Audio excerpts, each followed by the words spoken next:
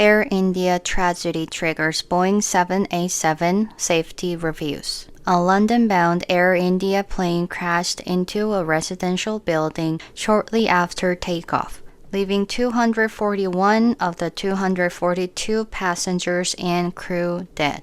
Following the disaster, India's aviation authority has mandated urgent safety inspections for all Boeing 787 jets operated by domestic airlines. Air India confirmed it is complying with the one-time checks, although the airplanes have not been grounded. Officials said they are exploring every possible cause of the crash, with a temporary grounding still on the table.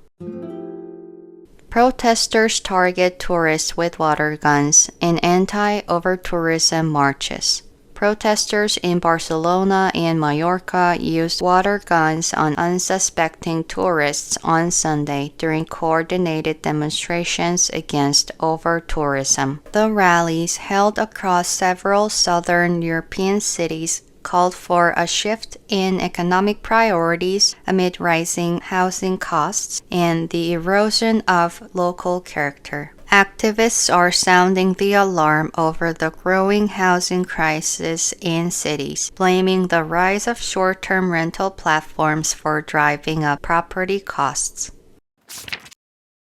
G7 summit concludes in Canada as leaders wrap up annual talks. The G7 summit, which brings together leaders from Canada, the US, the UK, France, Germany, Italy, and Japan, is concluding today in Kananaskis, Alberta. During the meetings, US President Trump signed a tariff deal with the UK and agreed to develop a new economic and security deal with Canada within the next 30 days. Trump left the summit earlier than scheduled following the leaders' dinner. He later denied French President Emmanuel Macron's claim that his departure was linked to a proposed Israel-Iran ceasefire, stating it had nothing to do with such negotiations. IAEA confirms Israeli strike damages Natanz nuclear plant. The IAEA reported on Tuesday that an Israeli military strike directly hit Iran's underground Natanz uranium enrichment plant, revising its earlier assessment. IAEA Chief Rafael Grossi confirmed that the plant's centrifuges were likely badly damaged due to a hit on its power supply. The IAEA also reported that several facilities at Iran's Isfahan complex, including one converting uranium for enrichment, were destroyed in the strikes. Airbus dominates Paris Air Show with $21 billion in orders.